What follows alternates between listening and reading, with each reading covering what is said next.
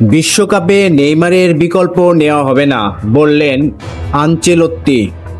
পুরোপুরি সুস্থ হয়ে উঠতে সময় লাগবে। নেইমারের বিশ্বকাপ খেলা নিয়ে যে সংখ্যা দেখা দিয়েছিল তা উড়িয়ে দিয়েছেন ব্রাজিল কোচ কার্লো আনচেলত্তি।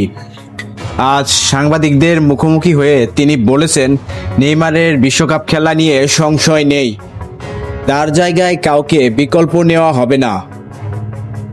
বিশ্বকাপ সামনে রেখে রিও ডি জেনিরোতে ২৭ মে থেকে অনুশীলন করছে ব্রাজিল ফুটবল দল। তবে চোট সমস্যা সেরে না ওঠায় এখনও সতীর্থদের সঙ্গে মাঠে নামতে পারছেন না নেইমার।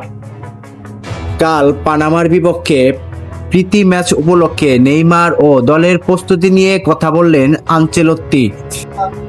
৩৪ বছর বয়সী নেইমারকে বিশ্বকাপ দলে যুক্ত করার আগেই তার ক্লাবের পক্ষ থেকে একটি অ্যামিডার বিষয়ে অবগত করা হয়েছে। আনচেলত্তি বলেন, আমরা বিশ্বাস করি সে দ্রুত সম্ভব সুস্থ হয়ে উঠবে, মানসিকভাবে প্রফুল্ল আছে। এর আগে ব্রাজিলের মেডিকেল স্টাফ প্রধান রদ্রিগো ডালচা বলেছিলেন, নেইমারকে ২ থেকে ৩ সপ্তাহ মাঠের বাইরে থাকতে হতে পারে। সেটি হলে ১৩ জুন বিশ্বকাপে মরক্কোর বিপক্ষে ব্রাজিলের প্রথম ম্যাচে খেলতে পারবেন না তিনি। আনচেলত্তি অবশ্য এতটা সময় লাগবে বলে মনে করছেন না, আর সময় লাগলেও তার বদলে অন্য কাউকে নেওয়ার সম্ভাবনা নেই। সুস্থ হয়ে ওঠা পর্যন্ত নেইমার আমাদের সঙ্গেই থাকবে।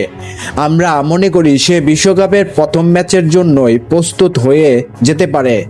যদি তা নাও পারে, তবে দ্বিতীয় ম্যাচের জন্য সে প্রস্তুত থাকবে।